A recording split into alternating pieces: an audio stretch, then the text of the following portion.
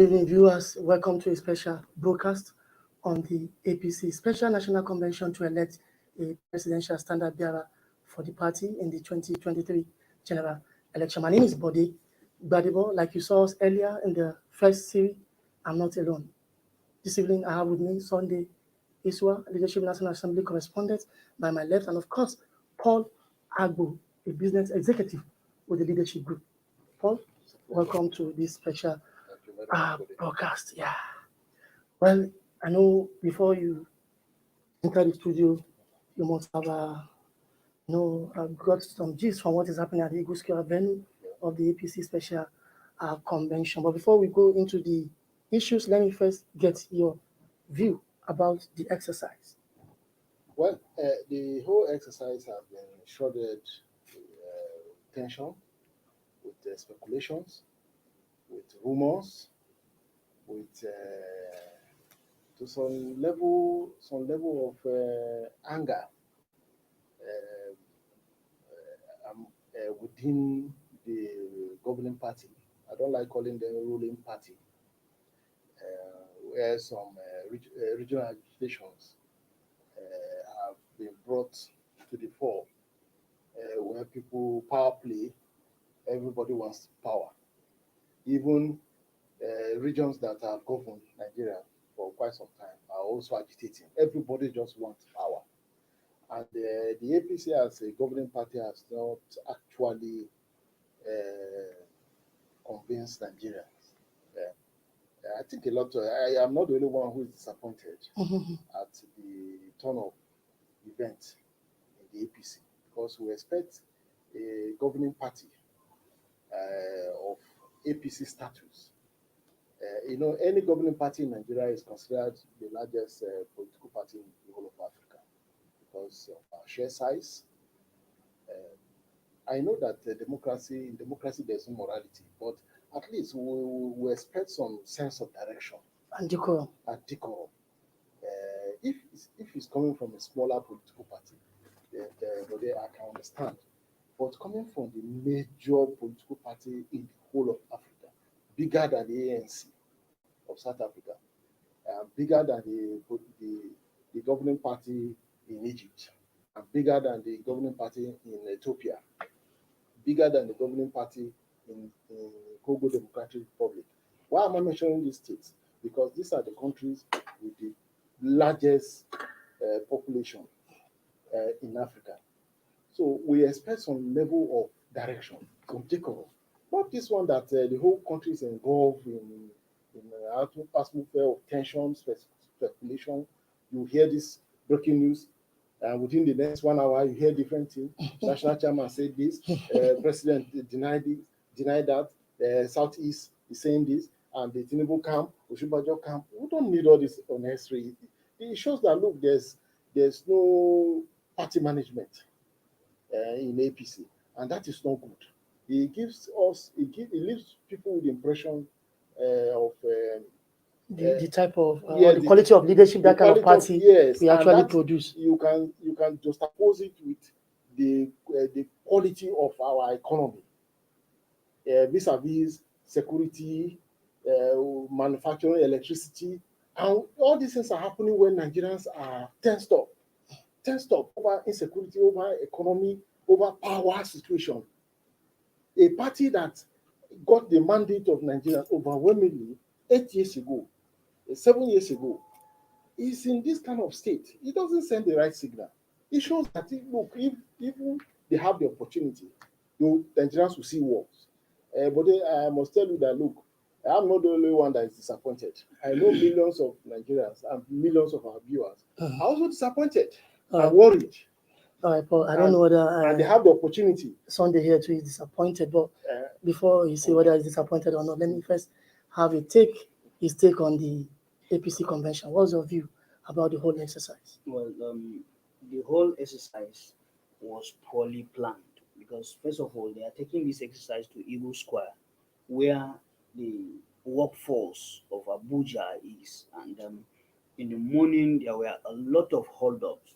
People did not find it easy because there are roads that were closed leading to the Eagle Square, and that in itself, put a lot of people under stress, and for them to have, fixed a convention where you'll be bringing like over 2,000 delegates, apart from the officials, apart from INEC officials, apart from security agency, to the three arm zone where we have a lot of civil servants. I think it was poorly planned, because they were supposed to, organize, if they actually want this convention, to be held at the Eagle Square, it should have been at weekends, not on a working day. They just make the civil servants unproductive. They make we have a lot of vehicle queuing up and down. You buy your fuel in a filling station, you spend hours in on hold up because roads have been shut down. So the planning in itself was so poor, and we've seen the party chairman Abdullah Adamu, who went to the venue to inspect the decoration and whatever. But I think they should have, taken that convention to a different place, not Eagle Square, if they must hold it on a weekend day. Or maybe On a weekday, yeah. yes, on a weekday, but at a more convenient Convenient, venue. yes. Like the PDP, did at the National Stadium. When Which you is quite, do that at National yes. Stadium, you may not inconvenience Yeah. much people. Yeah. But like you said, Eagle Square, which is the center of the nation's Three workforce, arm zone. a lot of things, banks closed, people were prevented from going to work and the rest of them. But maybe they just showed, sheer force that we are in government. Yes, that is the clear message. We are in charge. You can do anything. What of the implication? They don't look at okay for public servants, for the public sector. Yes, they can take it that 2 days public holiday for those who work within that corridor. What about the private sector? There are plenty offices run by private organization. What becomes of them? Is there any compensation for them? They can't do business. People cannot access their offices because a governing party is holding a special convention to elect a candidate. What they would have done long ago. What happened to the weekends? You have Saturday and Sunday, you didn't do it. And yet, it's still shrouded. The whole thing is a main in controversies. Kind of also fire brigade approach, Yeah, because fire brigade approach. convention planning committees were only inaugurated like a couple of days ago. Yes. They just asked them to proceed on planning without enough time for them to plan. How will you plan It says an the wrong event message. an Like event with such a magnitude? Yes. You're just planning with expecting over, and it shows clearly that the governing party don't have prudence in all they do, because there is no and that will way- also Yes, transfer to governance. of course, It because transfers they to need governance now. resources. All these committees It- need resources, to do all these things. The whole But thing within few days, and gives how oxygen did to they? critics of government. Yes, that All means right. they can look at it and say that is why they cannot manage the The economy. economy or the country Or the as country. well. It's important we update our viewers out there that as we speak, the convention, which is underway, we actually begin formally. As we speak, we can see on the screen the national chairman of the All Progressive Congress, Senator Abdullah Adamu, has arrived the Eagle Square venue of the Special National Convention. Abdullah Adamu has been seen being escorted to his seat by aides and security operative. Also, we learned the former national chairman, Comrade Asham Oshomole, is also present, is on seat already. Governors have arrived, delegates have also arrived, waiting for the convention to commence formally. Now, gentlemen, let's look at the issues that will shape this exercise. Let me start with you, Paul. What do you think will actually determine the winner at the end of the day? What issues, what factors Well, do you think two will be at play? factors: presidential influence, Presidential influence. and ability to convince delegates. And these delegates are basically, I don't want to use the word puppet, but forgive me to borrow that word. It will just be led Yes. by their governors. By their governors. So it is the presidency versus the governors. Well, you don't even have verses. To me, I think this contest will be decided by Buhari and only Buhari. And I've said it time without number that, look, the same way Abdullah Adamu emerged, Abdullah Adamu was never in the race to become the APC national. Okay, Sunday is trying to actually take us back to the elective convention that produced the current NWC members, and we also saw how it happened. Yes, Abdullah Adamu was not in the race. There were a few weeks to the convention. 2 weeks to the convention. So anybody that will emerge today, but I don't believe in any dark horse at this stage again. There's no any dark horse. That person will just emerge by the confirmation of the delegate, but it will be Buhari that will select the person that will emerge through the governors. Nothing like governors. Governors will have to dance to the tune of the Buhari. Why did you say so? Yes, because he have done it before and there was no opposition. He did it and there was no opposition. Well, this time I think there is opposition. They've been meeting, and sir, no consensus. Even the last time, they were still doing this kind of grandstanding. They are just grandstanding. They cannot oppose him. Well, it is painful for someone who have been campaigning, spending your money, and at the end of the day, the president will just come and select someone. And it is because these people have failed to build a political party. They built the party around President Muhammadu Buhari, which is very, very wrong. Yes, they win election, by promoting his name, because he was the only person that Nigerians see that has some kind of image in public relations. We call such image, that have an image for them to use to win an election. And he was able to win in 2020. So after him in 2023, what happens to the party? They have built the party behind President Muhammadu Buhari. And if Buhari did not manage that opportunity given to him very well, then you know definitely that the party will scatter. Because it was a composition of different interest group coming from ANPP, ACN, CPC, a faction of ABGA. A faction of ABGA.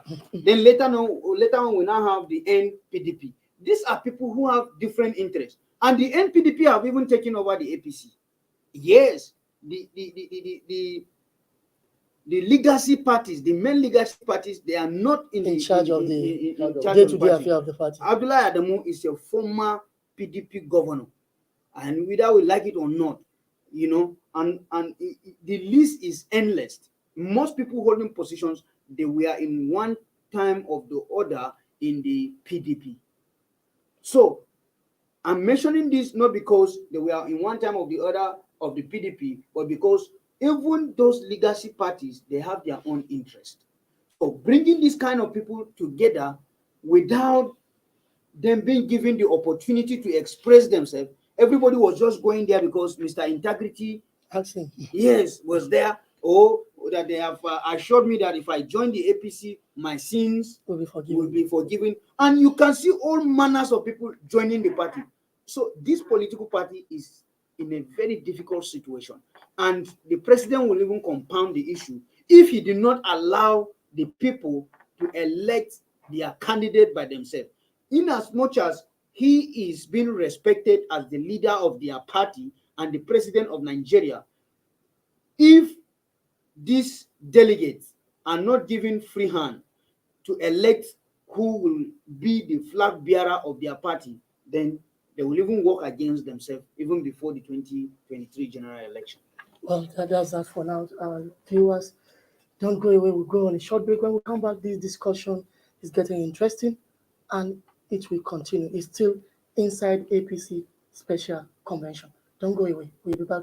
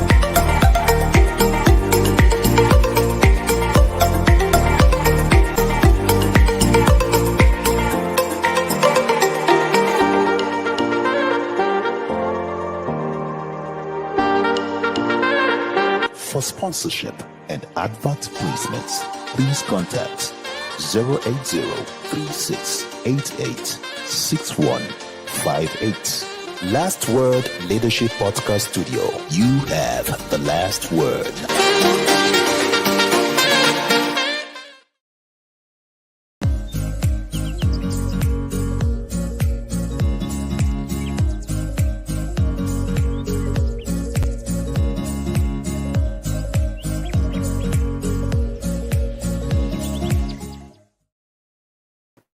Welcome back. It's still inside APC Special Convention taking place here at the nation capital in Abuja. Still having me in the studio, Paul Agbo, and of course, Sunday Iswa, both our in-house analysts.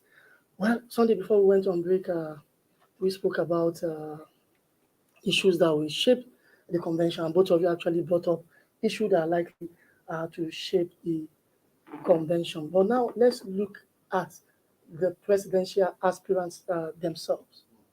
Now, I don't know who to believe yet, whether this primary election is a 5-horse race, as we are hearing, or is a 3-horse race, or is a 2-horse race so far. But I'm waiting. A 1-horse race. I'm waiting for one of the stakeholders who will join us shortly to actually tell us where they are, because he is part of the people planning a meeting about the issue. But from our own perspective, let's see. Vice President Yemi Osinbajo, does he deserve the APC presidential ticket to slug it out with the rest of the 17 political parties? He's a man of quality character. He's also a man that has this aura that seems to calm the nation or bring the nation together. Anytime Osinbajo is in charge of affairs, he has this way of calming the situation down. He has this way of connecting with the people. I recall when a bridge collapsed somewhere in Niger State, around the Mokwa axis, Jeba axis. Osinbajo flew to Niger and went to Ground Zero. That is what you rarely see such from Nigeria's presidency. Usually, the president will just send one of his top aide or a minister, and they will issue statement in Abuja. I recall when there was this attack in Ebonyi State. Osinbajo took the pain to go to Ground Zero, the community where the attack happened. See, such things endeared you to people. And that is why people tend to look at Osinbajo as a man of the people. He seems to have this public, I don't want to use the word sympathy, but he seems to have this national appeal. Nigerians seem to enjoy his leadership. He may not be the type that will throw money around, because people tend to accuse him that he's a conservative man. He does not give money, but he has this way of, he has this charm, this national charm, and going by and he's a well-lettered man. Of course, he's a professor, he's an advocate of Nigeria. What else do you want from? I think that's enough for want of time. Yes. Did you listen to all those qualities? Is that all we need at this moment in Nigeria for somebody to be our president? Is that all? Well, that's not all. That's not all. And people will rate Osinbajo based on their performance in the last 7 years. With Buhari? Yes, with Buhari. So they will want to judge him with that? Yes, you can't separate. Is that fair? You can't separate. Because I know, according to Robert Greene in his 48 Laws of Power, there is the first law: never outshine the master. Yes. So can we use Buhari's performance to judge the man who is considered as a spare tire? That's exactly, because people will believe that you were there. If he has any idea, supposed to. Yes, any idea you have, you are supposed to use it to help your principal. You are not doing it to outshine him, but to help your administration. So it will be on even himself, he have said that he will build on what Buhari have That could be a political statement. Of Yes, course, so you can't most say of them, otherwise. yeah, most of them have been saying that. But of a truth, he has the qualities. All he needs is the political will to deliver. I see him as somebody who have the quality. But when it comes to mainstream politics, politicians don't look at that. Most politicians look at what will benefit them personally, will benefit their immediate environment, which is unfortunate. But I see him as somebody who have the qualities to give Nigerians what they want. But when it comes to delegate election, well, I wouldn't say if truly he can emerge the flag bearer of the party, except if the president anointed him. Most of them there, most of the presidential aspirants, each of them is just waiting for the president to say that you are my anointed candidate, because they know that anywhere that the president points finger, that is where a majority of the delegates will follow.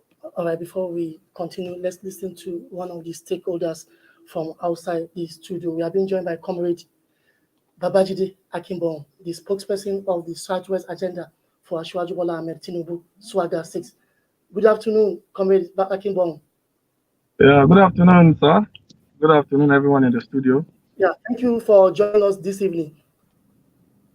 Your organization this evening issued a statement alleging a plan to voice an unpopular candidate on the All Progressive Congress, where you also called for a free and fair primary. Tell us more about this attempted coup on the All Progressive Congress. Well, what we are just trying to say is that let every of the contestants have a platform to actually express their intentions to become the president of the Federal Republic of Nigeria. It's only a lazy politician that will be rallying around when every other person is working hard to ensure that delegates actually, vote for their best candidate. Whoever is looking for a consensus is not ready to rule Nigeria. And since it's a democratic process, this is a democratic setting, let everything be done democratically. It has been done during the convention for the chairman, and it will not repeat itself this time. It's a strong note to say that we are all going to the floor of the contest and let the best man win. Okay, let me also ask again, why are you not seeing the fear that there is a plan to foist an unpopular candidate on the party other than your own principal, Asiwaju Bola Ahmed Tinubu? Why are you not seeing this fear when the convention is just getting started? Any moment from now, it will start. Well, we are very confident, not only because the 11 northern governors have signed any document, but we are sure that every of the stakeholders will want a free and fair election to take place. Whoever is seeking for a consensus via the chairman of the party or via the president, we are saying let everybody go to the floor of the election. Let everybody see its popularity. Let the delegates decide who will become the next president of Nigeria. All right, Comrade Akinbon. Now, lastly, what are the strong political assets of Asiwaju Bola Ahmed Tinubu that made your group to believe that he will carry the day at the end of the exercise this night or early morning tomorrow? Well, it's no longer news that Asiwaju Bola Ahmed Tinubu is not just a leader. There is a difference between a leader and a ruler. A ruler is just there to make sure that things are done in governance. But a leader does not just rule the country. A leader produces leaders. And there's no other person in the history of Nigeria that has done far better than Asiwaju Bola Ahmed Tinubu. We all understand what policy that he has played, even up till now, how he has raised Lagos from a no state to one of the best states, not just in Nigeria, but in the world. All right, Comrade Babajide Akimbong, many thanks to you for sparing time to join us on this show this evening. And we wish you all the best in your endeavor. Thank you very much, sir. Thank you, sir. All right, that was Comrade Babajide Akimbong, spokesperson of the Southwest Agenda for Asiwaju Bola Ahmed Tinubu, called Swagger 6. But gentlemen, they issued a statement this evening that they were planning to voice unpopular candidates for the party. And that was why I was asking, why are you nursing that fear? Well, before we continue, we have a breaking news coming from the convention. A delegate from Jigawa State, Isa Baba Buji, has slumped and died while taking his breakfast. We don't know the details or the circumstances that led to his death, but that was just the story coming in now from the venue of the convention. So we spoke about Vice President Emil Shibaju. Now let's look like another person, Asiwaju Bola Ahmed Tinubu, which Swagger 6 is one of the groups supporting. Let me start with Sunday. Can he carry the day?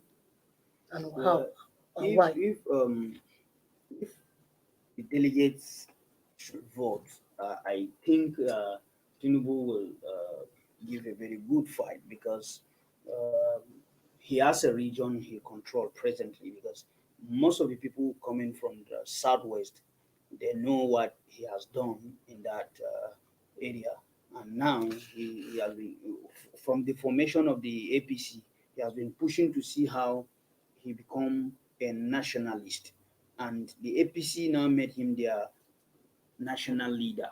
So with that, you can see that the party delegates knows him very well. So in that area, well, if the voting pattern is going to be based on the delegates, he has every arsenal in place that will help him to clinch the ticket. But as I said earlier, this selection of the APC candidate will be based on the body language of the president. It won't just be allowed in the hands of the delegates. But Tinubu can give a very good fight. Tinubu can give a very good fight. Do you believe that? Yes. Despite his rating and his recent outburst about 4 days ago in Abeokuta. I've said it before that in politics there's no morality. In democracy there's no morality.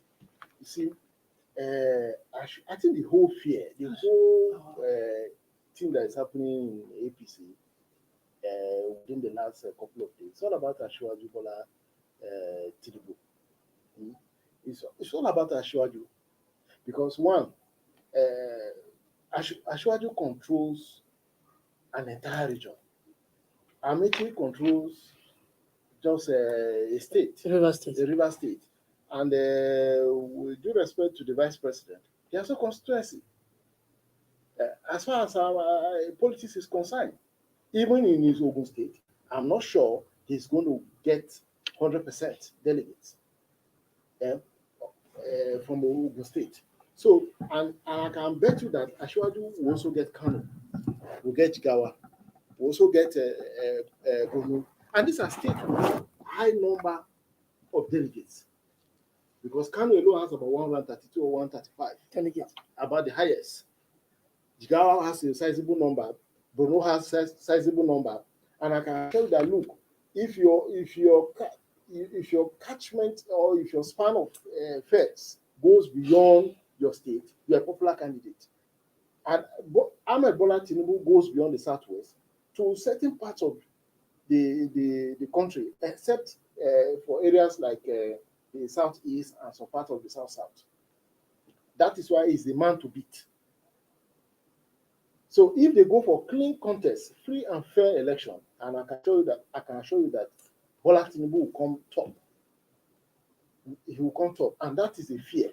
Perhaps some people. Oh, you're making projection already Yes. that Tinubu will win this Yes. presidential primary. If the election is free and fair, Bola Tinubu will come top.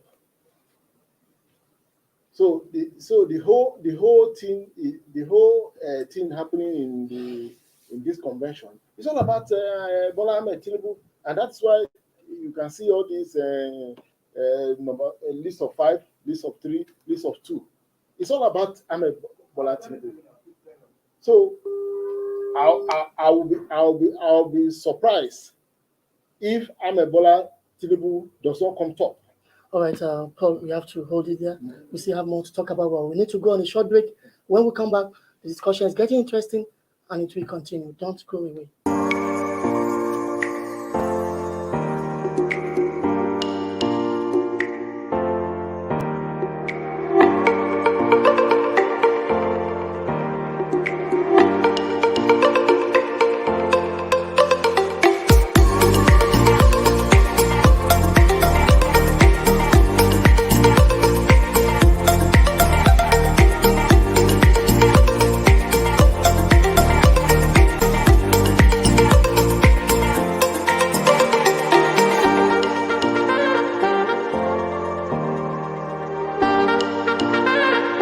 For sponsorship and advert placements, please contact 080-3688-6158. Last Word Leadership Podcast Studio. You have the last word.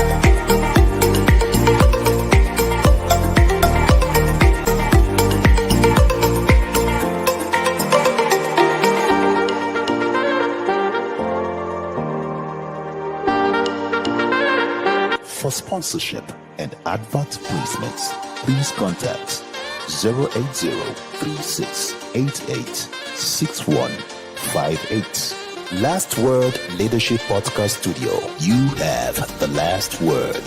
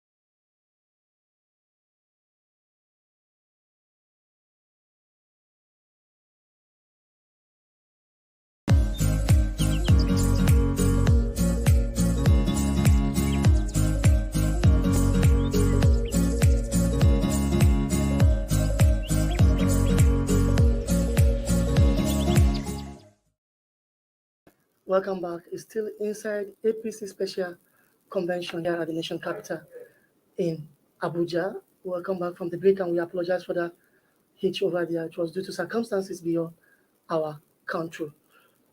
All right, joining us now is Engineer Mike Oluwagbemi, a member, Board of Trustees, Oshibajo Grassroots Organization, OGO.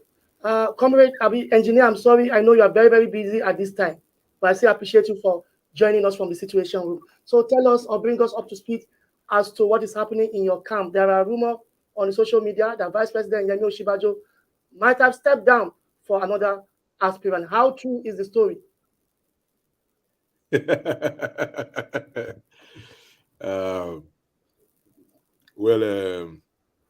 All I have to say is the only step down he did was from his bed this morning to go to the Eagle Square to lead our party to victory.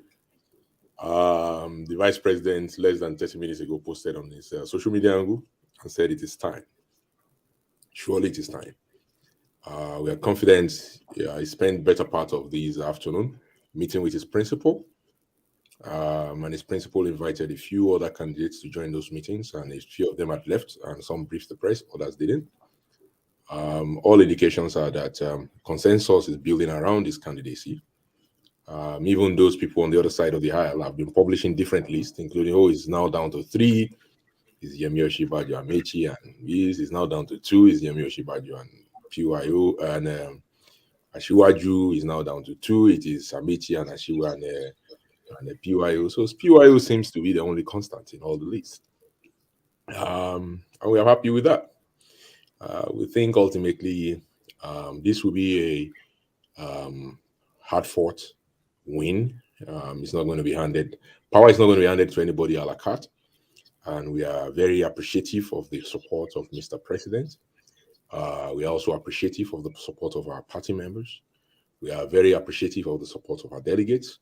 We are very appreciative of the support of our governors, who have, in their own wisdom, shortlisted the vice president to be one of the 5 among the 23 candidates that were presented to the president this morning, and that has given the president an opportunity to choose or make his choice for endorsement, not for imposition. And so we are confident that before the end of today, the vice president will receive the much required endorsement from his principal, which he has always received, by the way. I mean, his principals have always demonstrated he has full faith and trust in his leadership. And I'm very confident that before the end of today, we're going to see the momentum continue to be built. Senator Gaya, the senator from the Kano South Senatorial District, did announce on Channels TV about 1 hour ago that 3 candidates have already agreed to step down, and that for the vice president, and that will be announced very soon. And I think since I'm not the first to mention this, I think it's safe for me to also retract that announcement that was done on Channels TV live. I think we have to appreciate the consensus building process, the consultation ongoing in the party. Ultimately, like I said in the morning when I talked to you guys, it's going to be a question about who can win the general elections. And the party is realizing very quickly there's different blocks of the party. There's no party without factions and blocks, including the governors, those of them who are in appointees and the villa, and the members of the NWC. We are beginning to see a coalition around the viable candidacy of the vice president. Who, like I've said, every single polling, not even one, I put him at number 2, has shown that he's the most popular politician, whether in the PDP or the APC, that is going to be running next year. So it's not going to be smart for the president or for the party to ignore that kind of character and that kind of person. I think it is time. It is very dangerous to stand in the way of an idea that is ripe for execution.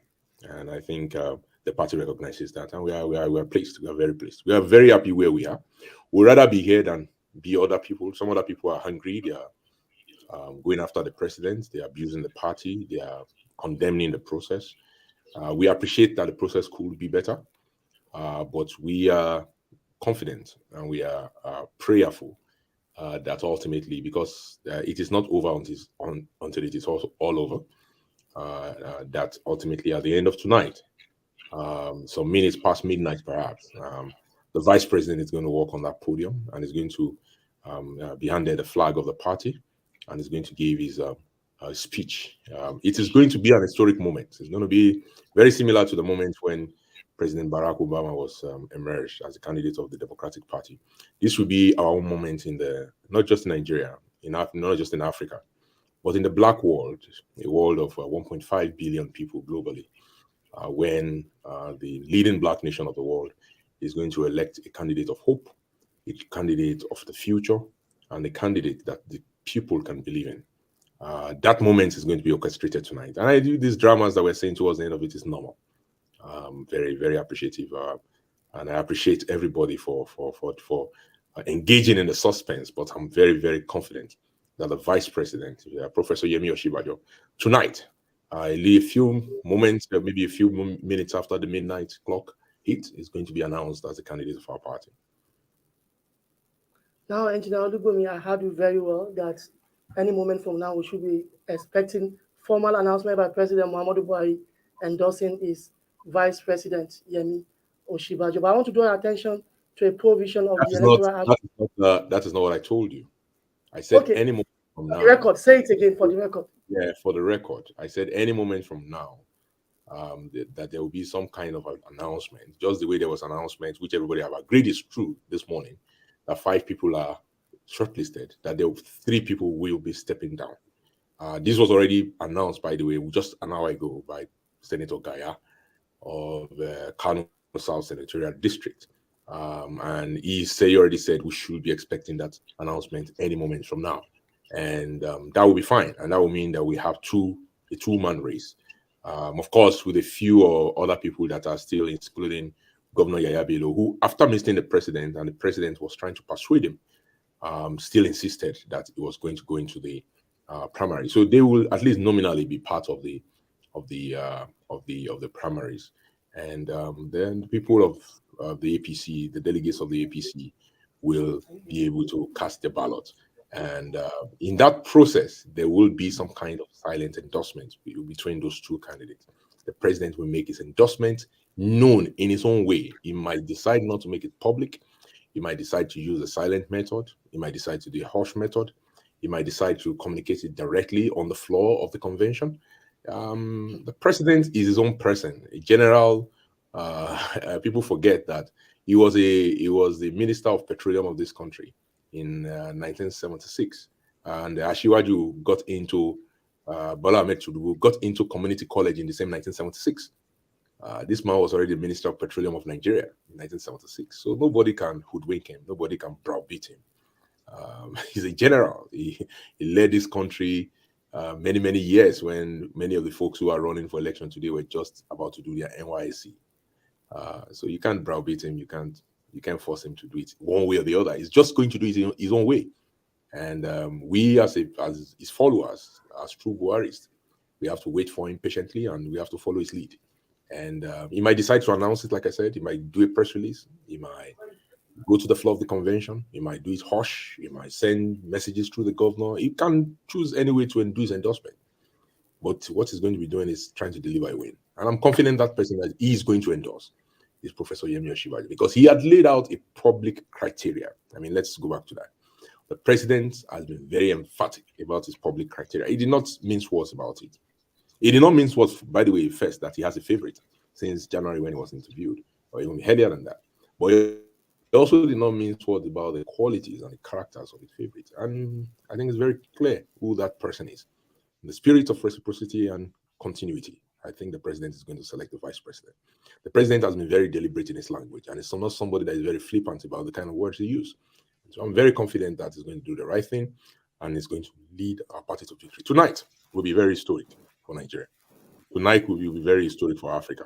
All of us, we have goose pimples when the vice president steps onto that stage and he hands the baton of leadership over to him. We look forward to it heartily already. Thank you. Engineer Mike, from your submission, I know we should brace up ourselves for surprises tonight, and we are ready for you. I wish you come best of luck in your endeavor. Thank you for joining us. Engineer Mike Oluwagbemi is of the Osinbajo Grassroots Organization, OGO. gentleman you had from the horse's mouth. Full of confidence. He spoke from the situation room of the Oshibajo situation room. So you heard what he said. So we should be ready for some. Exactly. What he is saying is not actually different from what I've been saying here. That Buhari will determine who emerge the candidate of the party, and all the players are all praying that okay, let me be the person that the president will mention. Be the endorsed one. Yes. All right, we have only a couple of minutes, just 2 minutes to round up this program for now. We have not talked about one other person who might be representing the South and the Southeast together.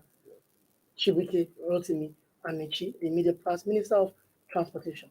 Two-time Director General of the Buhari Campaign Organization. Exactly, and two-time Governor of Rivers State, former Speaker of Rivers State House of Assembly. Yes, and a big stalwart of the party. So he has an intimidating credential. Yes, his credential is quite intimidating. I think for the Amici camp, it's payback time. It's time for the president personally to pay him back.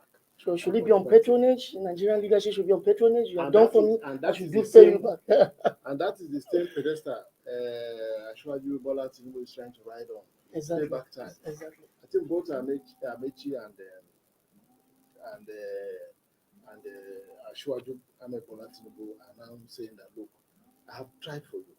I've tried for the party. I think it would be naturally, to be fair, if I'm paid back with a presidential ticket. And that is but time has passed. And time has changed things. Time has changed opinions, views. So now the president, as he's going, I think he's looking at that, look, some of these aspirants might not represent my interest. So I have to pick somebody. And since he succeeded in choosing who the leadership of the National Working Committee of the party, I think he's thinking that it will be okay for him. But we should also look at the impact of such processes or endorsement or consensus. If one of them does not agree, there will be a problem. Because you cannot force Ahmed Bola Tinubu into signing consensus agreement or Amici. So the president might have his way in saying, look, this is my chosen one. Party delegate group. Somebody might decide to scuttle the whole process because knowing fully well that he has the law behind him. That look, if I do not accept, if I do not agree to the consensus. But whenever there is election, yes, there's no consensus. Then people have decided their choice. yes. The person will have no case. But in this case, it will be dangerous. And you know there are ways to convey the directive to delegate through governors. Yeah, I told you earlier. I know, but it will be dangerous for the president to come out openly and say, having denied endorsement yesterday. I think it should be a subterranean move Yes. I think they will have to use a subtle way of to convey the message. Yes, because the delegate, they must have reached out to the delegates already. The president aides or so, or they will use the party. Some people in the party to reach out to the delegate and say, look, this is the direction you are expected to go. Without the president bringing himself to the center of the whole controversy, the president will just sit back and watch. Why the delegate do his bidding? Because it will be dangerous for the president to come out now and say, look, this is my preferred candidate. This is the person I want him to succeed with. It will be dangerous. Having denied yesterday, it's not good at all. And it will spell doom for the party. Because it will further aggravate the entire situation. And there could be implosion. There could be implosion. And what they need now is and if an aspirant unity to win the walks election. away in anger, consensus is dead. All right. Sunday, your take on Amici before we round out this program. Well, Amici, he has some supporters, but whether he's the right choice of the delegates, that I can't. We don't know. Yes, because. But before now, Sunday, there were insinuations that Amici could be the preferred candidate of President Muhammadu Buhari. Because when this matter started, Buhari's traditional ruler in Daura conferred Amici with Amana Daura. And people are like, let's put two and two together, equal to 4. It could be Amici. Now, well, things are now changing. Yes, before I come to Amici, if you look at the entire scenario from the beginning, you will know that the choice of APC candidate would be centered on Buhari.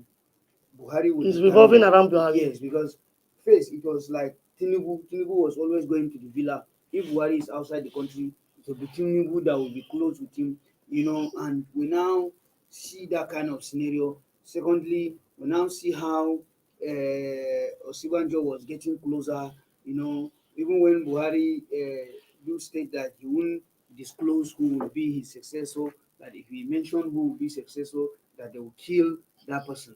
And some people were seeing that as, okay, well, since Osibanjo is still dragging, he's still for dragging, he may be the anointed one. We now saw Amechi also, moving around. Before you know it, he pushed some kind of transportation university to Daura. Before you know it, there were some kind of work ongoing in Daura and some other northern state.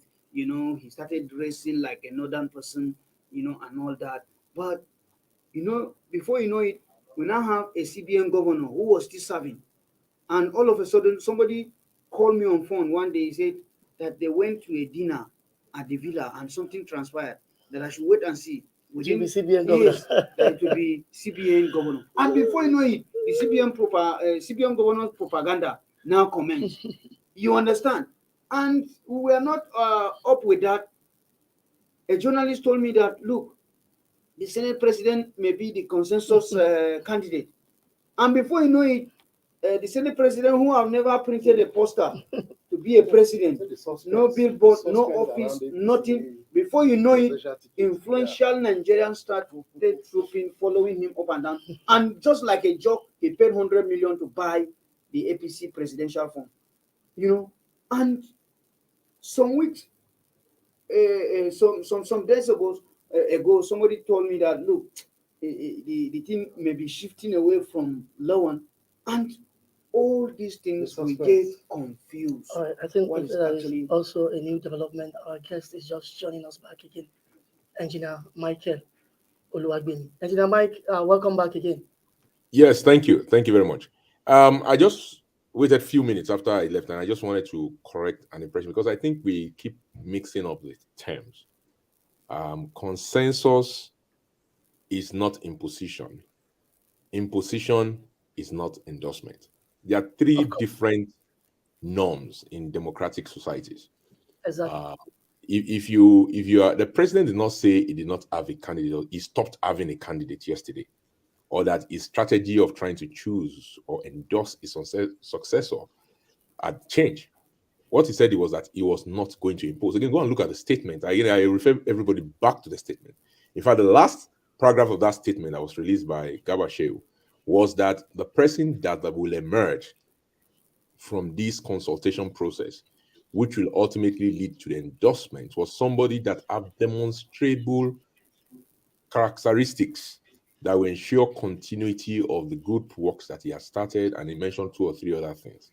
So he did not say he will stop consulting in order to be able to arrive at endorsement. What he basically said is that there is no imposition, and that was a rebuke to the national chairman that basically went the route of imposition, which is announcing to NWC members that this is the person the president wants to impose.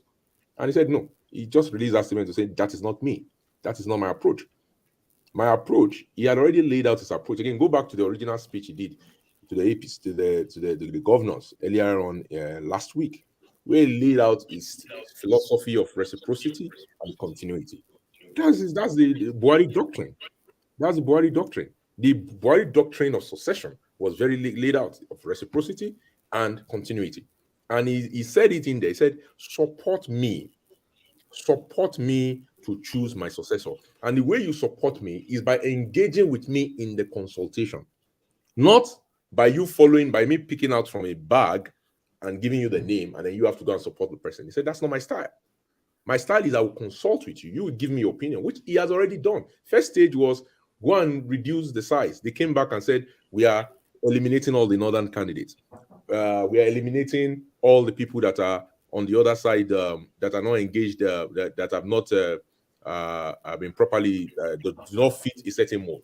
That is what he has done, right? So the president has been very clear the president has been very, very clear about his approach to this process. And he has been consistent. And now the president has already now again engaged the governors and told the governors, go and give me 5 names. And they've come back. So that's consultation. He's clearly democratic in his approach. So he's not telling them this is my person, but he knows this person is so good enough that he will make that list of 5. And then if he doesn't make the list of 5, maybe he will try to work with them democratically again for them to include it. But clearly they've chosen this person among the 5. And he's now told them, said, go back based on he's a recommendation. He's not telling them choose for me. So they can come, it is his prerogative to reject their recommendation, since they are now supporting him in the process. So he has begged them to support him, and they have supported him. And if you look at the northern governors, when they went to him yesterday, they were very clear. They were like, Mr. President, we're sorry the news leaked before we got to you that we're only facing south. We will still continue to follow your leadership on this matter. However, we insist that it follows south. And the president said, thank you. So the president, again, rubber-stamped their recommendation. He has not rejected any recommendation yet from the governors. So these are recommendations. He has chosen the path of consultation to arrive at the democratic choice that he will endorse. Okay? Once we understand that, then everybody is fine. All right, Engineer Mike, thank you for that clarification and update. Many thanks to you. And we look forward to, for we to have you again on this show, maybe tomorrow, to have a review of the convention after everything might have been concluded. Thank you so much. Many thanks to you. Thank you. All right, that was Engineer Michael Oluwagbemi, a trustee of the Oshibaju Grassroots Organization, OGO. On that note, we come to the end of this special broadcast inside APC Special Convention. We'll be back tomorrow. My name remains Bode Gbadebo. Bye for now. Thank you for watching. For sponsorship and advert placements, please contact 080-3688-6158. Last Word Leadership Podcast Studio. You have the last word.